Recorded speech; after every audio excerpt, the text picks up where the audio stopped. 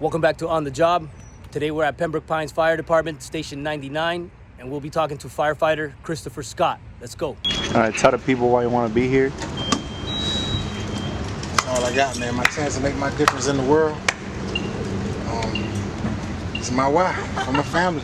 Great skill that can help a lot of people. And I'm all in. I thought about it since elementary. We had career day at school.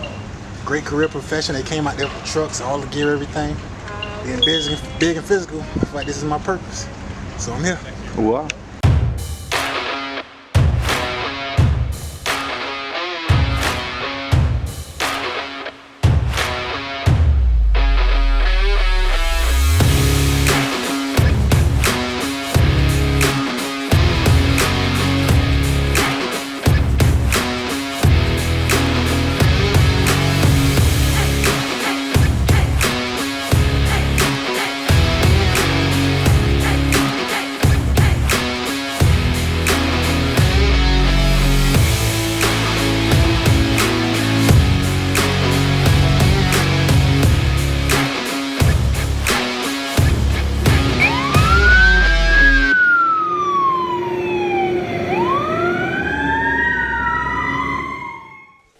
Welcome back to On the Job, Alumni in Action. Today we're sitting down with Firefighter Christopher Scott from the Pembroke Pines Fire Department. Christopher's a Miami-Dade College Fire Academy graduate from class 23-165. He's a first-generation firefighter who grew up in Miami Gardens, took the long road to the fire service, and used every year of that journey as fuel, correct? Yes, sir. His story is about purpose, patience, and knowing your why, even when everything else is telling you to quit. Christopher, welcome to On the Job. Thank you for having me. You're welcome. You ready for this? I'm ready. All right, man. Kitchen table talk. Let's have a conversation. Let's get to know you. So, at the beginning of every episode, we begin. Let's take it back before the badge, right? So, let's go back to where it all started. Miami Gardens. You grew up in Miami Gardens, formerly known as Carroll City. Yes, I did. Paint a picture of that neighborhood and the household that you grew up in as a kid. I'm immediate family, 6 people. I have 3 other siblings, so in the household was 4 kids, two adults, had both parents. We grew up exactly on the same street as Myrtle Grove Elementary for generations. My father went there, all of my siblings, my mother, so a lot of family went to the same elementary school as a start. So the principal, once I got in elementary, was the same principal, things like that. So it was kind of a close-knit community in our elementary school. Like I said, grew up double parent household, so we had the structure of father, the layout, the nurturing of mother, everything was set as a structure. Raised from the old school values, so parents always put your pants up on your waistline, have a belt, iron your clothes, take pride in your appearance. Things like that always mattered. So when I grew up with them values was just, it always stuck with me. I feel like everything my parents did as a child got me ready for what I ended up being at this point in my life. All my siblings, all of us had everything. We grew up in the 90s where you go outside a lot, you play, we seen everything. At Myrtle Grove Elementary, we used to have career day, field day. We had a lot of active activities. So career day, they'd bring out the fire trucks, the police, the helicopter, the different fields in your community that you see all the time. You might not even see the people, but you'll see the trucks going down the street, police going to an emergency. So as a kid, that excites you. You see different things, and when they come to your school, and you're able to stand on the truck, touch something, you see it. And you as a kid looking up at them trucks, it's huge, it's the world. So I had an early exposure to different fields and things I might like as a kid. Okay, awesome. So you mentioned raised in that 2-parent household. You mentioned your family shaped you to the man you are today. And a big part was that elementary career day, right? You saw fire trucks, helicopters, SWAT units. When you looked up at that fire truck as a kid, describe that feeling. It was bigger than life. Like my father worked in delivery and trucking industry, right? So I used to see dump trucks and things like that. But now you see a fire truck, say right now the platform. As an adult, I could stand next to it at 6'5" and be like, wow, this is big. So as a kid that's approximately 2-3 feet tall, like you're like 6 foot something compared to me. You're huge, bro. So you must have been a big kid already. I started getting bigger in elementary, but when you first seen it, it was just like, it was bigger than life. You like, how can somebody drive something like that? It felt like You know, they show you videos and things of the earth and the size of it and how you look like an ant compared to it. That's how I felt next to the truck. And it was just like all the tools, everything they had on the truck, it just seemed exciting. So as I got older, I looked more into it. I conversed a lot with other people in the streets. When I see them at the store or somewhere, I'll ask about it. I just always took an interest in it. At what point did that childhood fascination looking at that fire truck feel like something more, like, you know, direction? Was it early on or later on in life? I think later on, as I grew up through middle school, high school, I played football. You had different, I wouldn't call it distractions, but different interests, right? So you might deter the career, but all right, I have time. The biggest misconception that people always tell kids when they go see them in school is, well, don't worry, you can put it off. You have all the time in the world.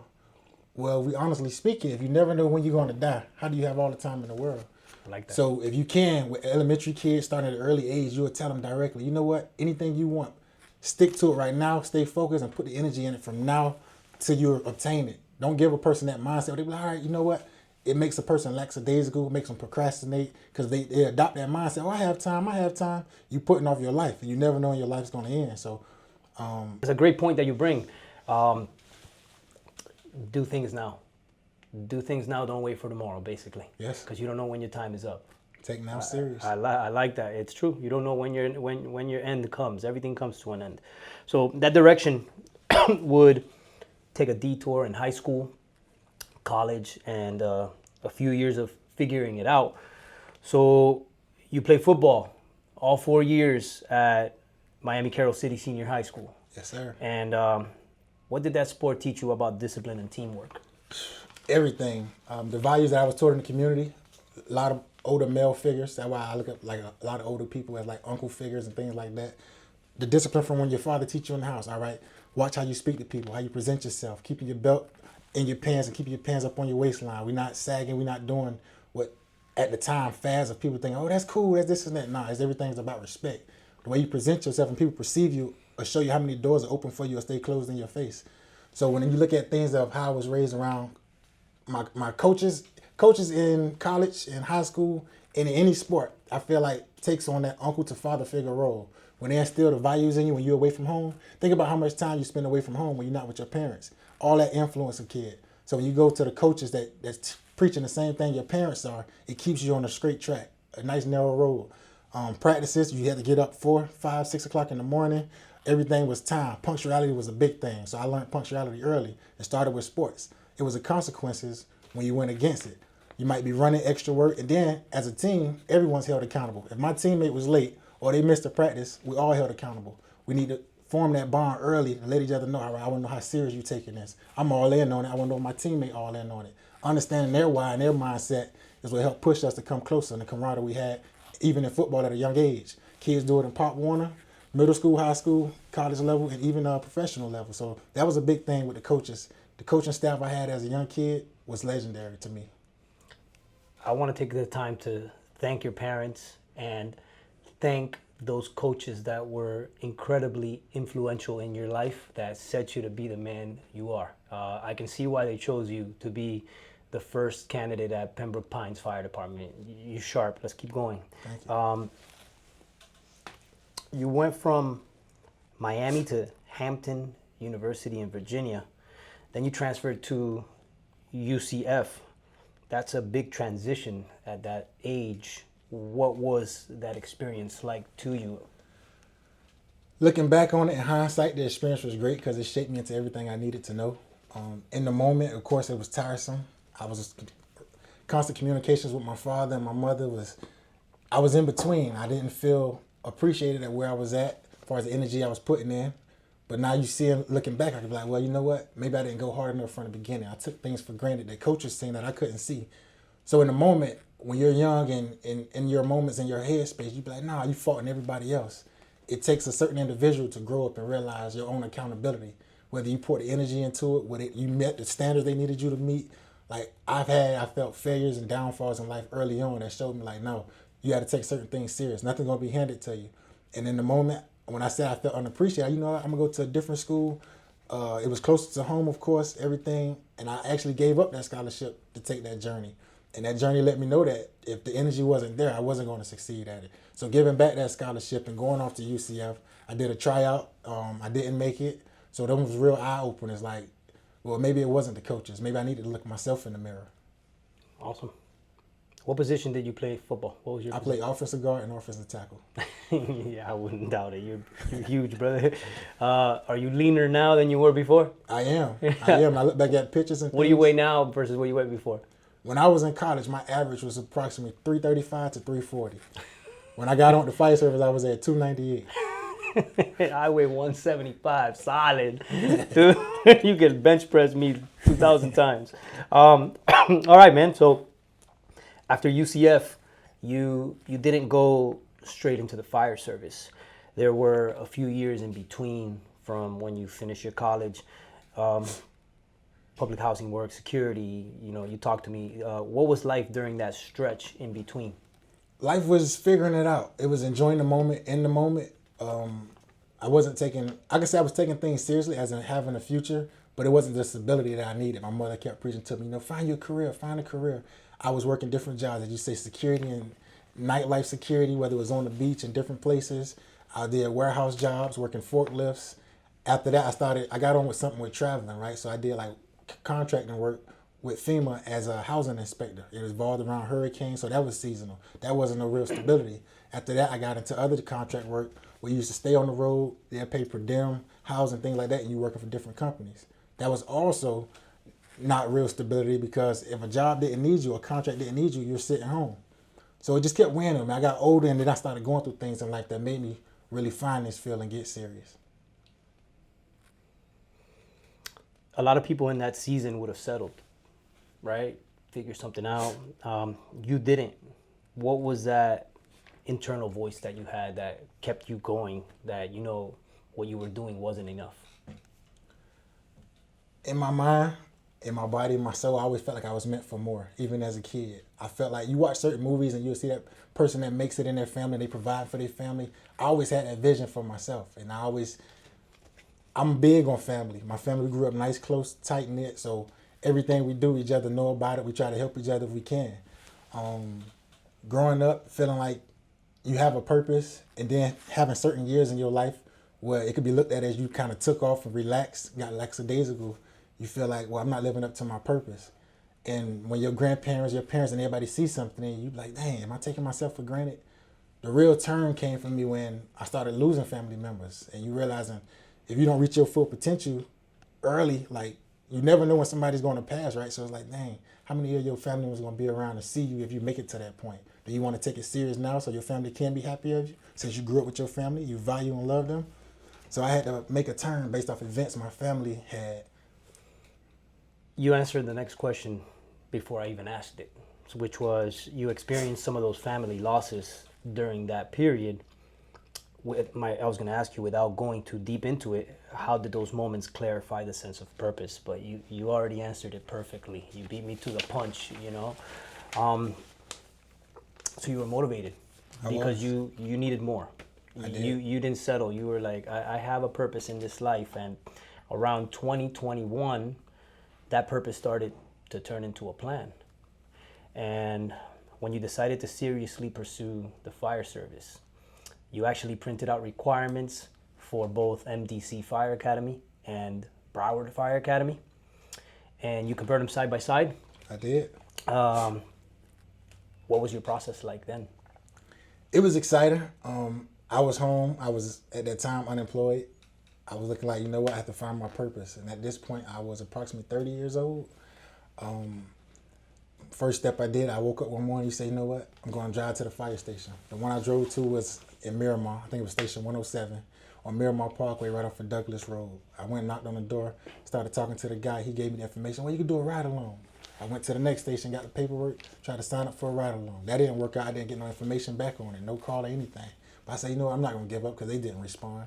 So I went to Broward Community College first. I got the whole printout and layout of their program. Cost analysis, I did a comparison of everything on my own. It gave me the whole breakdown of the program, how long it's going to take, how much it's going to cost. I said, you know what, now I'm going to go to Miami-Dade and do the same thing. I'm not going to just take one because I live in Miami-Dade, born and raised. I go to Miami-Dade. First two people I meet was Miss Heather and Chief Carl Paul Noel was in the office. They gave me the paper. I talked to them probably about an hour, hour and a half. It was the way I presented myself with everything. Once they gave me the paper and I broke down, I told them, yeah, I already did a cost analysis with Broward. I'm coming over to see what you guys have to offer, the opportunities you may have for me, if it's better opportunities than Broward. I'm pretty sure they're both great programs, but I want to know what's better and more effective for me, my learning style, my financial situation, and everything else. He went through every single step. I love the way they broke down things in their paperwork, right? The paper, I felt like, was a guaranteed, if you follow every step, you can make it to the program. It'll tell you from everything from, you get on this page, click in this right corner, you're going to see this color. It gave you the steps to apply to the college, the steps to get into what semester, what course you wanted, whether you want to combine part-time, full-time. It was a complete layout that I really loved, that they really went through every step with attention to detail. The attention to detail, everything Miami-Dade was spot on for me. I really love that I went there. Awesome. So you mentioned you walked in, you saw Chief Carlos Paul Noel. He's an awesome individual, and Miss Heather too. She's great woman. Between those two, that academy is that's how it keeps turning. That interaction with him truly impressed you, huh? It did. And my next interaction impressed me more, right? Thinking of a person that was a chief. You meet somebody one time, you be like, all right, I done met a lot of people. The next interaction, when I came back to the campus to go to the financial aid office to understand the financials of how I'm going to pay for the program, out the blue, someone called my name. I'm like, I didn't figure nobody on campus knew my name. Haven't been on that campus in forever. And I looked up, it was Chief Carl Paul Noel. He called me over. He had two instructors with him, Instructor Brown and another instructor.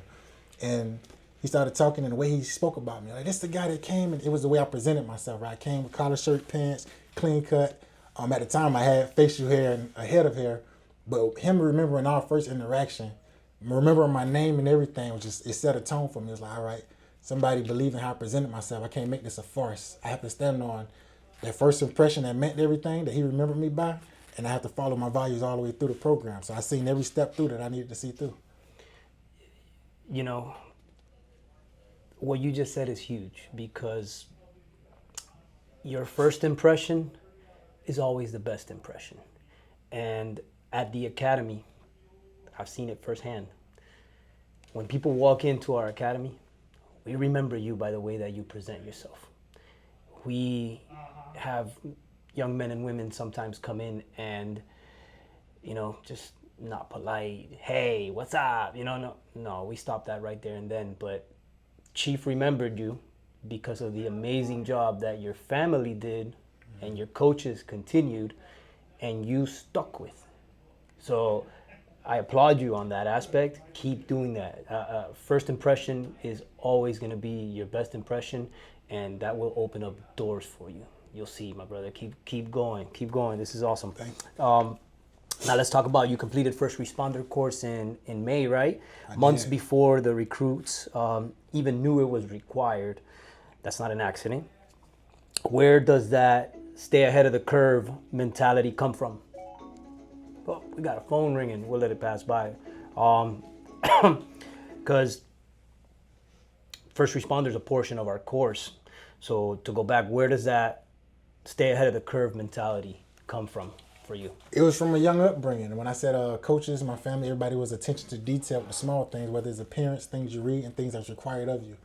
In the paperwork, it said that was a requirement. To me, I was all in there, and I just felt the urge. I'm going to give everything I have to everything that's required to me.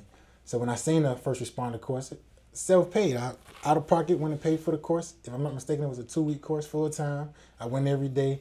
I took it so serious, and I aced every single thing in the class. Like I said before, the losses I had, when I lost my grandma, and she showed certain side effects and certain symptoms, and I think back, now that I'm in the field, it's like, I took first responders so serious because I felt a guilt that, wow, a person next to me going through a medical emergency, and I didn't have no skills to help. I didn't know certain things you could do naturally before the first responders get there that could help prolong the situation. So for me, when I looked at the program, I looked at what they offered, it was like, I knew I was going to make it, but first responders, I took that in May. The program didn't start till September. So me taking that in May, understanding certain things, I was so hyped, going back, feeding my family information. Well, in this medical emergency, this is how it's present. This is what you may do as a person that's not a medical professional, but this is what you may do to help. Because people don't understand what CPR is great, right? First responders know it, but the person that might do the CPR is the person directly next to you when you have that emergency. It's going to take them first responders a while to get to you. So understanding information that can help when you do, I want to make sure I spread that through my family. They understand certain things. Even with teaching them how to use a fire extinguisher, things like that, it matters to me. Good. Awesome. Now, the summer before the academy, you told me you dropped 25 pounds and printed out every calendar, workout plan, checklist that you could find. What were you telling yourself during that preparation period before you even stepped foot in the academy? I was telling myself I was all in. I wasn't accepted yet to the program, anything. My mindset was just, all right, I'm going to get in. So I knew the steps I needed to make. I was out of shape. I haven't been running in a while, and I know the physical requirements that come with being a first responder. So at least I had an ideal of it. So on the regular, me and my fiance would go for a walk, go for a run, go for a bike ride. My mother every other weekend would get her with me. We'll do the same thing. I just kept steps in progression towards what I wanted. I knew that I had to get my weight down. So I focused that whole summer. At that time, when I inquired about the program, I was 345 pounds. Oof. I said, you know what? It's going to hurt my knees to try to run on that, and I don't want to be the one falling out of workouts. I made a promise to my family that I was going to make it, right? So I'm like, I got to do what I have to do for my body. I can't sit there and say, oh, I go back home and tell my family I filled out because I was too big. I didn't take my diet as serious, this, that, and the third. So understanding what was going to be required of me, because when I printed out the program, it shows you your workouts. It shows you on this day you're going to have a 2.5 mile run. I knew I sucked at running, so I started practicing. It shows you on this day you're going to have this. If I sucked at something, even if I didn't suck, I just kept working at it. I said, you know what, when the lights come on, it was always a thing we had. When the lights come on, we show up, right? And in this field, actually, when the lights come on, you have to show up somewhere. So for me, I didn't want the lights to come on, and I'm in the academy, and I don't show up. Now I'm sitting there, whether I'm hurt, I'm unavailable, I'm out of the academy for some type of reason, for a physical aspect. You control physical. So putting that work in early made me understand, like, all right, I'm all in. I'm going to drop what I can now, and when I get in the academy, I'm going to continue that progress. When the lights come on here, it could be 1 in the afternoon or 2:30 in the morning, and you got to be ready, right? You attack your weaknesses. That is something that is not common for most people, to recognize a weakness and attack it full on to be able to accomplish a goal that you have in your head. I'm stubborn. I know when people tell me I can't do something, I'm going to show you. I'm going to do it. It gives me even more fuel. So it goes to show that you set your mind to something, and by any means necessary, you were going to achieve it. Now, and then came 23-165, right? The real work begins. You started class not knowing a single person. How do you go from a full room of strangers to a team? Understanding I've been on different teams before, I'm not afraid to speak up, speak my mind. Of course, we have to be in the guidelines. You're not going to talk a certain way to certain people or anybody. You still deal with respect. When it's required, you have to encourage and push people a certain way. I came up with exercise. Well, I didn't come up with it, but I brought it to the Fire Academy. I had this experience once when I was in college.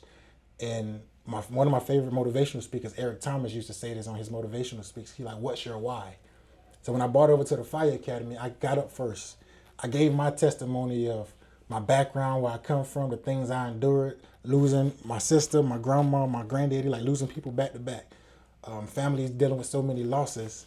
And I looked at my classmates. It was week 3. I remember vividly. It was week 3 of the Fire Academy. And I explained to them my life. And I told them, you know what? No matter what, you won't be able to go back and tell my mother I was kicked out for being disobedient. I was cursing. I failed any tests. I failed any workout. I'm here to let y'all know I'm all in. And it's not just y'all. It's deeper than y'all, because it goes back to the roots of my family, right? I made a promise to them that I was going to make it. So when we get out there, I need y'all to understand my mindset. When you see me in the back of the line running, no, I'm not going to quit. You come push me, help me if you want to. So I'm going to do the same thing to y'all. So when I made the assignment for everybody, it was like every day, at least 1 or 2 people going to go. You all going to give your story. Because in order to encourage people the proper way, I feel like you need to know their why, what fuels them, what helps their mind. When they get tough out there, why you're not going to quit. Some people didn't have a why. And when you know somebody why, you see the effort they give. And you can remind them when they need it. That's the encouragement, right? Don't let your mother down. If you're doing it for this and that, don't let your family down. You can help push a person in a positive direction. So understanding that early, for me, I felt like I wish I would have got it started earlier, but I'm glad I got it started when I did. Some of the young kids didn't take it serious, and they missed the opportunity. A coach always told me, one of my favorite quotes was, take advantage of the opportunity and a lifetime of the opportunity. I mean, opportunities don't last forever. It has a window.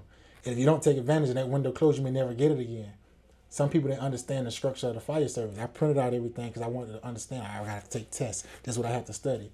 Some of them came in when it didn't go their way early on before I started the Y, and they filled out. It was like, well, we didn't know we had this. We didn't know it was tests. We thought we were just going to be breaking windows and shooting hoses.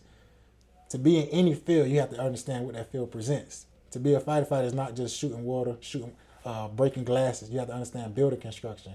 You got to understand a lot of factors to get into the building if you need to force entry to save somebody.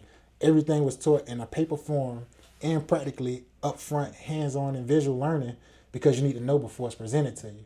For those that didn't take it serious, it sucks. I hope they still find their route, their why in life, and it helps push them, whether they get on a fire department or if it's something else they find themselves doing. But understanding your why early mattered to me. So I brought that into Miami-Dade class 23165, and it brought us closer as a group. The camaraderie, whether you're going outside of the fire academy and everything, but inside, when things got tough, you've seen people brought it back up, yelling in their ear, what's your why, this and that. And it was, you cry through some of them because a lot of people have losses. You learn early on that no matter somebody's age, everybody done went through something. You can't discount a person's experiences because they're 18. They might have had a rough childhood. Parents might have not been there, losses early. So when coming from an older standpoint, I was the oldest one in my class. It was me and two other people at 30, 31 years old. Everybody else was 19, 20, 18. They was young. I didn't look at them as inexperienced. I might have had different experiences than y'all. Went and tried a couple things before y'all got out of high school. But it was to let y'all know I'm coming back. I felt like I bridged the gap as the big brother. Y'all my younger siblings, when the instructors or somebody at a certain age tell you something, the generations change. Y'all might understand the instructions, might not understand certain things they saying. I'm going to try to break it down to your terms where you can understand, like, all right, we all going in the same direction.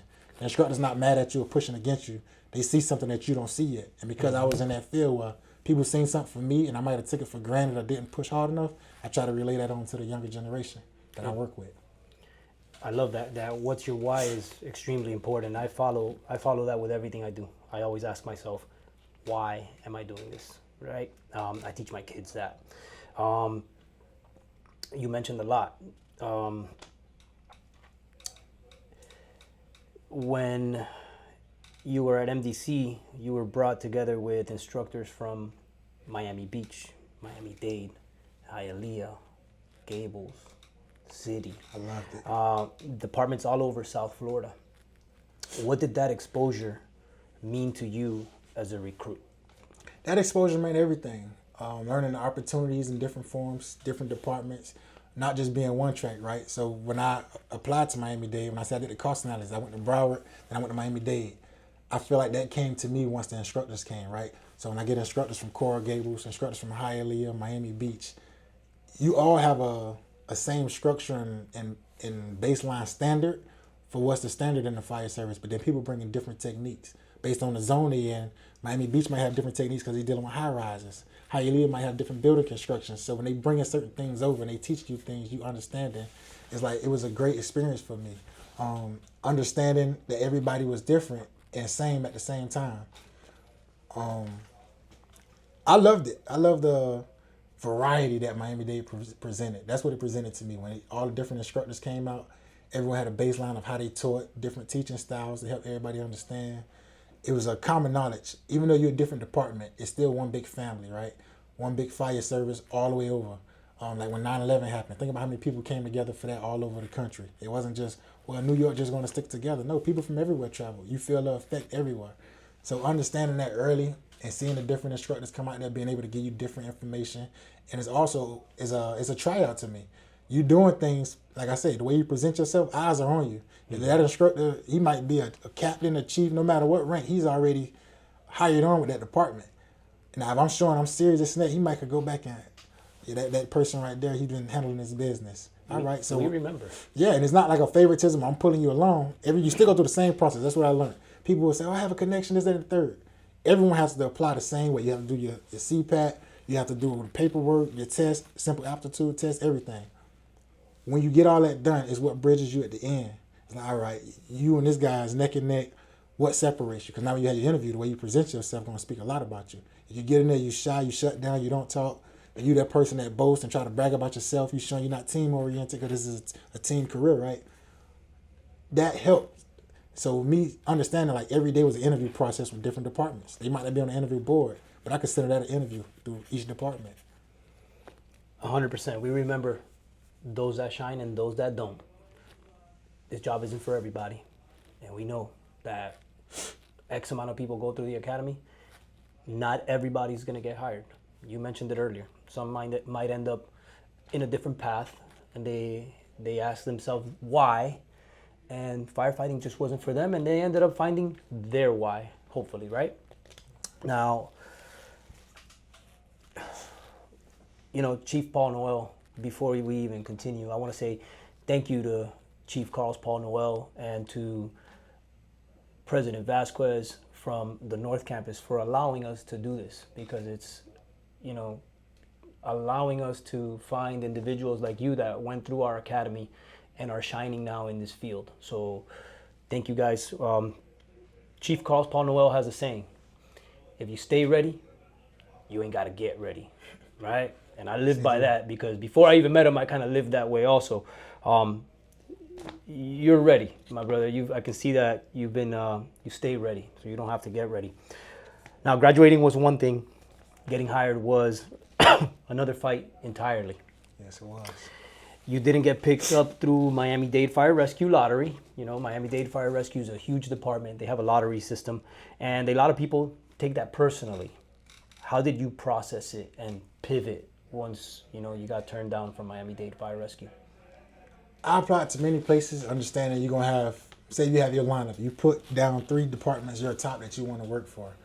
Some people might work at other departments for years, transition and transfer over. For me, it was applying everywhere, not taking no opportunity for granted. I applied to Miami Beach. I did the test, everything there. I applied to Miramar, did the test, Miami-Dade. So they're understanding everything has a process. Some people might beat you out on the test. They might beat you out on your CPAT. Taking your time and understanding that it's not the end of the world, that there's great departments out there, and you're doing your own research.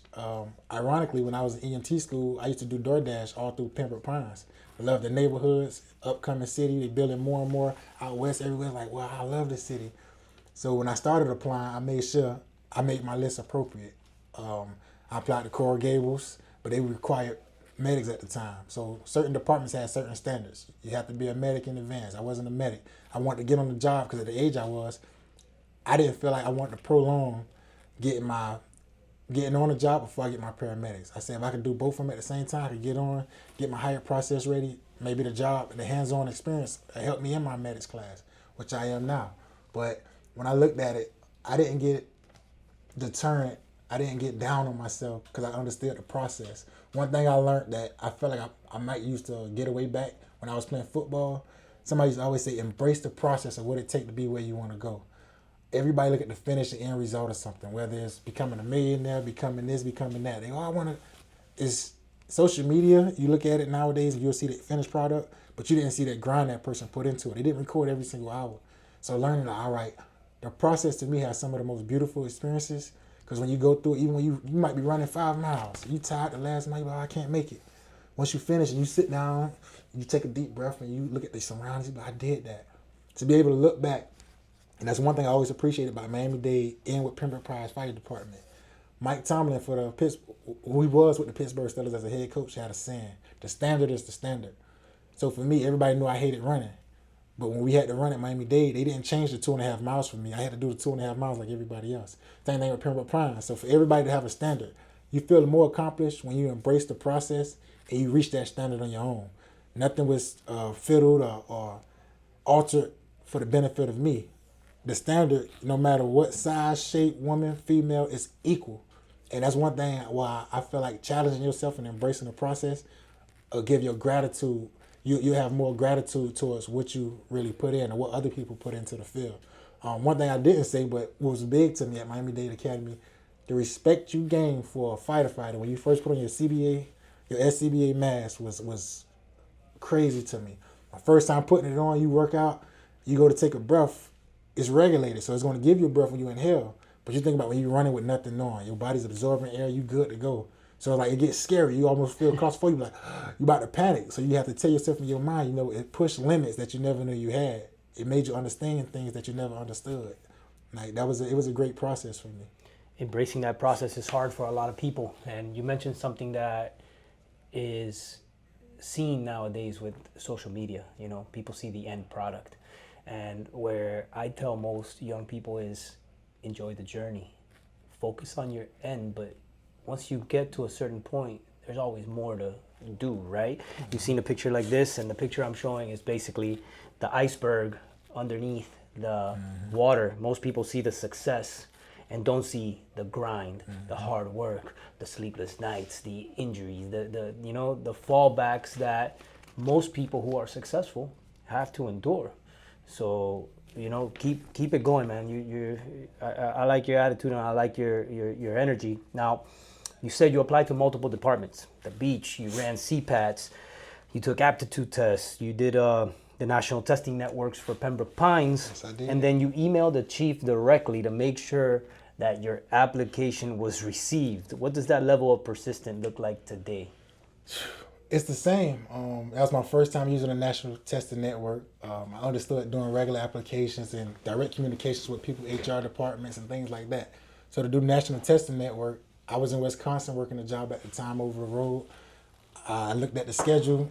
I did my aptitude test. I did my CPAT. Everything was recorded. And the steps were so simple to apply that I didn't feel like everything went through. Because when you apply to something, you put in all your information, this and that. You already put it on National Testing Network, not realizing. So when I looked at it, and I'm like, they say application complete. I'm like, no, I haven't done enough work yet. They haven't got enough of my information. So I did some more research. Looked up the Pembroke Pines Department. When I did the application, it showed the emails. I emailed Chief Kevin Christopher, great man, training chief. He's a assistant division training chief.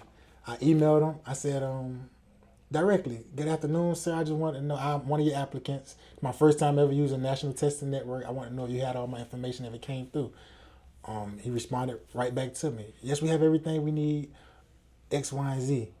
A couple days later, he hit me up directly, said, are you able to do an interview on that Monday? I'm like, yes, I will. And it was, ironically, because I said I was out of town, so I was coming in town on that Thursday to do a CPAT for Hialeah, because I applied to them also. I couldn't just put my eggs all in one basket. I applied to everybody. I'm going to schedule everything close and make sure I'm healthy and good enough to do it. So when I was coming down Thursday, I already had my plane ticket booked to come back on Monday. And he said, can you do an interview Monday? Yes, I can. I canceled that ticket so fast. It was like, this is important. I'll move everything I need to move. I'm already off from the job I had them days, so I moved it around. I made the interview. And again, the way you present yourself always matters. I feel like I did a great job presenting myself. They put information in front of me I was knowledgeable of because I studied what I was supposed to study, right? You stayed ready. I stayed ready. Like, you can't, I might have been done with school 8 months to a year prior, but I can't just, all right, I don't know that information no more. I'm going to keep knowing information because you never know what type of information they're going to test you on. You don't have the panel interview questions or the knowledge of what they're going to ask you. So, like you said, staying ready, you don't have to get ready. That's big in this field. This field revolves around being ready when somebody emergency comes. Absolutely. So after emailing him, he responded. I handled my business in the interview.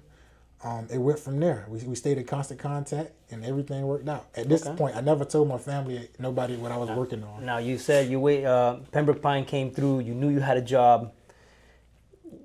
You got the 100%. Briefly tell me what that moment felt like. Like, you're hired. It felt great.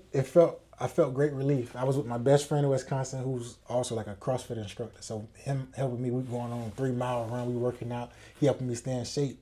We like brothers. He like another big brother to me. So when I got it, it was like I got the email. I went to the library up there, printed the paper. He reading, he was excited. Like, what? That's a great, because he knew all I've been through and what I worked for over the years doing the different things.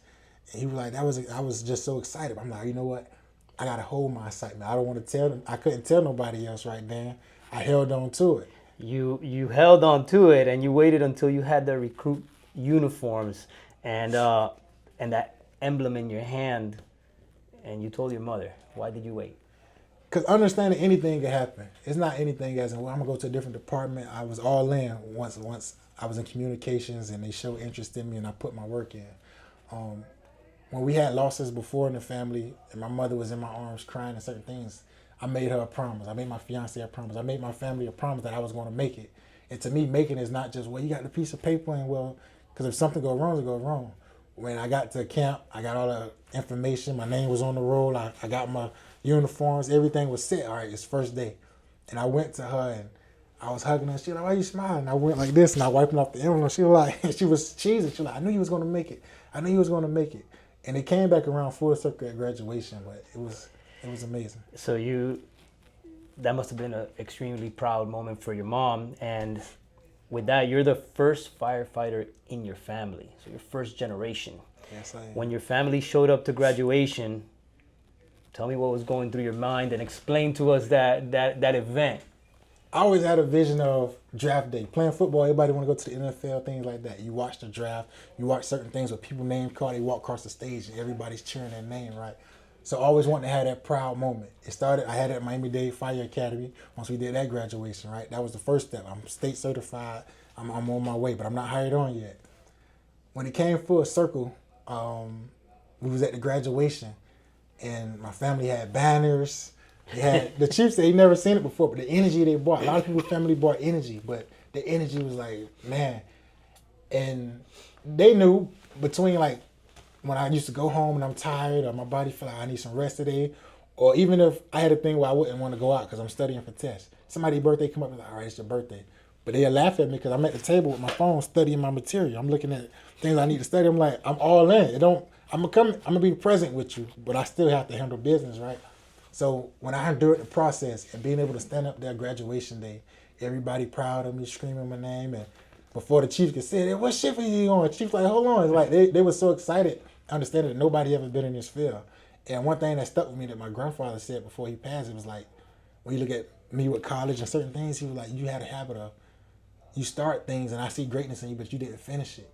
And when I started Miami-Dade, that was my main thing, was like, I'm going to make sure I finish it. Like, because it meant something to me. If somebody say I don't finish something, I'm like, all right, I'm going to make y'all proud and make sure I go through all the steps.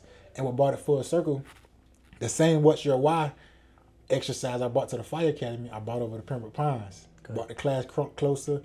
At times, even instructors, like they did at Miami-Dade, instructors will get up there and say their why. They'll teach the kids that, well, your why might come out of pain, might come out of happiness or whatever, but you're going to always have that on the job. When you get older, you have a family now. Your why is your wife and your kids. Your why is going to change over time. Just always understand and hone into what's your why. So we did an exercise in the classes. We got great training chiefs over here. We got to learn from them things they said. You'll learn that a lot of things, when they say history repeats itself, in some form or fashion, a part of your life, it might not be the same people, it's different factors, but they done been through some of the same things, so they can relate. And when we got to graduation, the chief got up there and he turned it around. Now he let each person parent, it was 16 of us in my class, each person parents got to get up there and basically tell their why, what they went through. So most awesome. All the class in the building, everybody was crying. I didn't cry. I said, this is a happy day. I'm going to smile. I'm compassionate. I show empathy and everything for everybody. But it was like, this is a great moment. I love that y'all gave y'all why, not knowing that when it turned around, the chief had all y'all parents come up there and tell y'all how proud they was of y'all. Tell y'all how proud that you made it all the way through. They seen everybody perseverance in the long nights. It's a huge accomplishment. And honestly, for those that don't know, this show came about because myself thinking in the background was, yeah, you guys go through Miami-Dade College Fire Academy, and it's great. The institution, the goal is for you guys to pass, right? That's the goal. You sign up, you pass. But that's not the end goal. The end goal is getting hired with a department, getting on the job. That's why I named it that. And you accomplished it. You've reached it. You're here. That's why we chose you to highlight your story, and hopefully what you've gone through motivates others watching that, set your why. Maybe that one person watching right now doesn't have a why. And this episode might give them the opportunity to sit down on that drawing board and define the why. And like you said, when you start something, make sure you finish it. Before, I wanted to mention there's a great book out there. I don't know if you've probably read it. It's Simon Sinek, and it's Start With Why. I'll send you a link to it. It's exact. I've read it multiple times, and it's exactly what you described. Now, you've accomplished that goal. You haven't finished the race. You're still in the journey. You're at the beginning, right? Now you're in it. You are on the job. You're still in your rookie year. Yes, I am. You're in paramedic school. Yes, I am. And a career that is just getting started. I mean, I've been doing this for 24 years now. Time flies. You're 34 years old and a rookie firefighter, right? How does that age and life experience change the way you approach this job compared to some of your peers that might have came in at 20 years old? I feel like I have a stronger mindset on certain things. I might be knowledgeable more, but when we come to this field, especially all at the rank, right? We both come in as firefighter. I might be 34, you're 20. I'm not going to sit there and overshadow you like I know everything. We both came in at the same time. My life experiences might have me take things more serious at an earlier point because I know that time is not on my side. As time goes by, eventually you're going to reach a point in your life where there's more time behind you than in front of you. So realizing early on, like, well, if I take this serious and I could be able to translate, I learn from my peers, whether they're 20, 18, the young pro I have now, I learn from him. He taught me about certain things in his life and things he want to learn on the floor. He's very knowledgeable. I'm always a vessel to learn. I don't try to overshadow nobody because I'm older that I know everything or this, that, and the third. You ask me my opinion, I may give it to you. You ask me my perception on something, I may give it to you. But I'm always in a position where I want to learn and soak up the knowledge from those around me, whether you're younger or older. Excellent. Don't lose that. Stay like that forever. There's always something to learn in this field. Now, even as a rookie, you're now working with the cadet program, right? Teaching high school students CPR, extinguisher use, and fire service basics.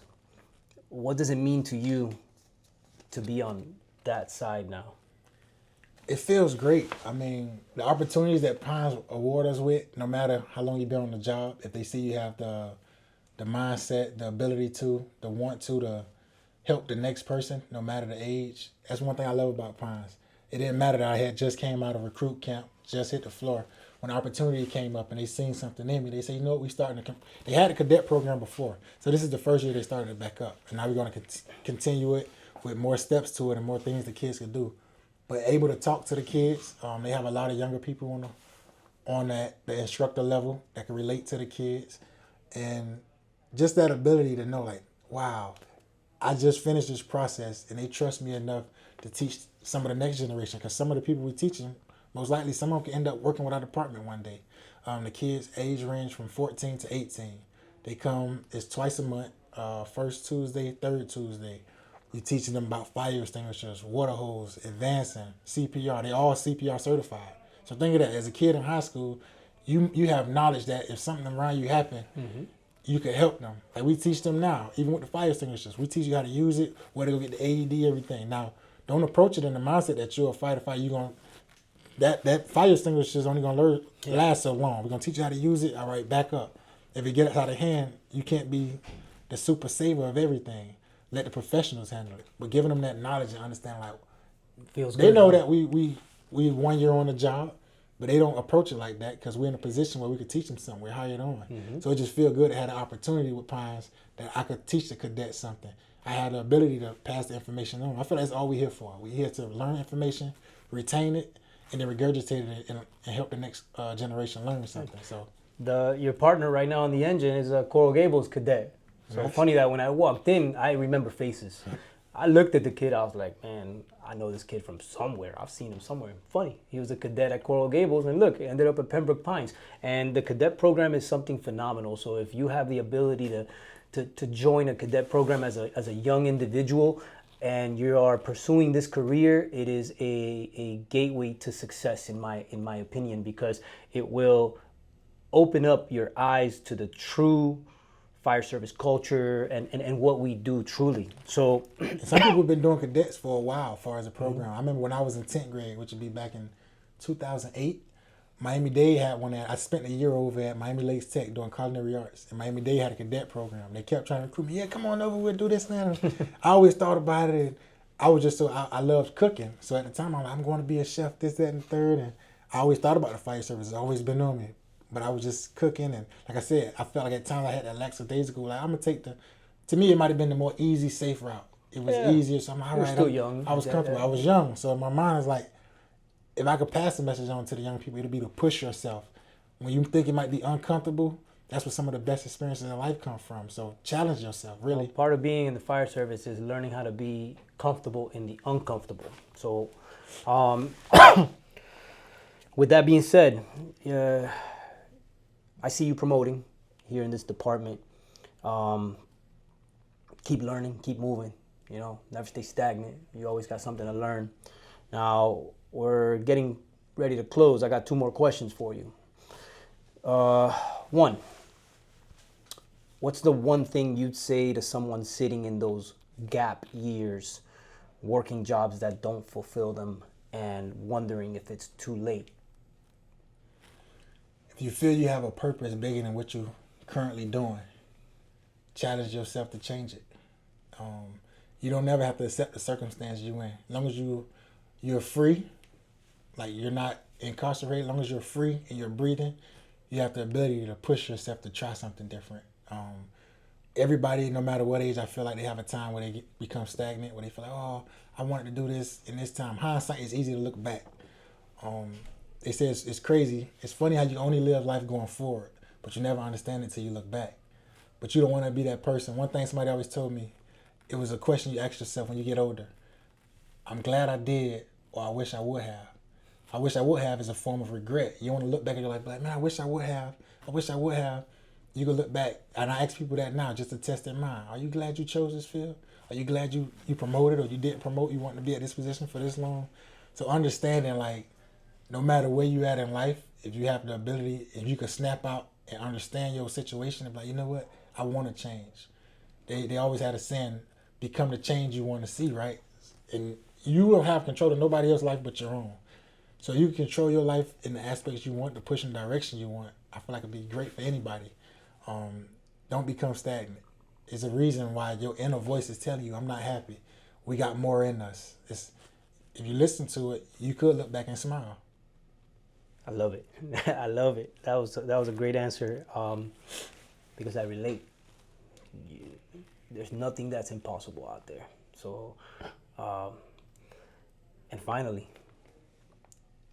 when someone says your name, Christopher Scott, what do you want to be remembered for? Great person, great energy, honest, hardworking, challenging. Never a person to just accept mediocrity, but to challenge, whether it's the people around you, challenging yourself, not afraid of competition. Something I used to say in the Fire Academy every time, they'd be like, all right, we finna do a task. I'll put my hand up to go first. And I say, y'all get ready to watch greatness. And that name stuck with me, right? Because it was the confidence I portrayed. And they say confidence breeds success. Success breeds confidence. So the more confident you are, when you're putting that work in, it can help your success. The more successful you look at it, you look at like a Floyd Mayweather, LeBron, you look at your success and be like, you know what? I got a reason to be this confident because I'm putting in the work. Everything behind the scenes that nobody see. One thing that always stuck with me, and my coach used to say he always seen potential in me. But right behind it, I used to watch videos from Les Brown, Eric Thomas, and everybody. Some of they say the richest place in the world is not like the banks and this, that, and the third. The richest places in the world is the graveyard. Potential is one of the richest things because think about what things could have been. Steve Jobs passed in what year? What iPhone was we on? If he was still alive, the iPhone had done great things, but imagine what you probably could have had holograms coming out of it by now. Like the potential of what people could have been, you don't want that to die with you. You want to leave that potential on earth. And now you can be remembered like the Steve Jobs and the Jeff Bezos, the pioneers of their field. So you look at this field, everybody might not have certain saves or certain things they do that the public might see, but you can fulfill yourself in your community that you're directly in. Everybody don't have to be famous. Everybody can't be famous, but you can be important. You can be important to your family, to those in your community, those who you work with. The impact you leave them is what matters. So for me, the impact that my family, like I said, I'm in paramedic school right now. Every information I get, whether it's fire service or medical, I'm taking it back to my family. I want y'all to understand these signs and symptoms. This is what you can do until help arrives. If a fire happens, I taught my fiance and everybody how to use a fire extinguisher. The acronym, pull, aim, squeeze, sweep. I'm teaching y'all things that you guys are not in this field. So if I teach you this and you need it, you have it. You have the tools available. If I'm no longer around, like you say, I passed. Well, you know what? Chris gave us a lot of information to live our life off of. Now we could go inquire and learn more. We might want to get into the field ourselves. I brought my little nephews and my cousins out to the station. We had a great captain here. Pulled out the truck, let them shoot the hose and showed them the little steps we do. It's bringing, and when you learn the information, it's bringing others around to give them the information. That's one of the biggest things I want to be known about. A person that always passed on information. I never down or degraded the next person, but I just gave you the information. Now it's up to you to research it, do more with it, inquire more about it. But my main job was to pass on the information I learned, because you might not have been the age or in the position to learn what I learned at the time I learned it. Good, my brother. I love it. I love it. Now, Christopher, your story is proof that the fire service doesn't belong to the youngest in the room. It belongs to the most committed, somebody that stays ready, somebody that works hard, right? You knew your why. You figured it out. You prepared like it mattered. You showed up before anyone asked you to, and now you're doing the same thing for the next generation. Passing on that information, helping others find their why. To everyone watching, if you're still figuring it out, take notes from this episode. This is what it looks like to earn it. So thank you for tuning into On the Job, Alumni in Action. My name's Carlos Martinez. We'll see you on the next one. It's a wrap. Amazing episode, my brother. Thank you. Excellent. All right. I like to say also, I know you might finish it. I would like to also thank Chief Carl Paul Noel. It meant a lot to me. You believed in me from the first day you met me, that first interaction. You always told me I was going to make it. You always told me stay headstrong, keep my direction, keep my purpose. And I'm glad I made it. Now, I'm not completed. My story just begun, so I do plan on promoting and everything else that come with it, continue to learn. And also, I would like to come back to Miami-Dade one day and give back. I've came back and spoken to other classes, but I continue to come back and pass on the information that was given to me. Thank you. God bless you, brother. All right? You got wonderful things coming in your future. All right? See you guys on the next one. On the next one.